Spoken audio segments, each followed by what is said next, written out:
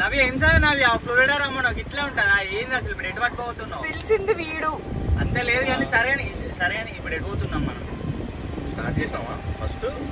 మయామికి ఎందుకు వచ్చాయంటే అక్కడ చూస్తే బ్యాక్ ఏం పెట్టు తాడి చెట్లు కనిపిస్తున్నాయా కాళ్ళలో పోతున్నాం ఇప్పుడు మా బాబాయ్ మామూలు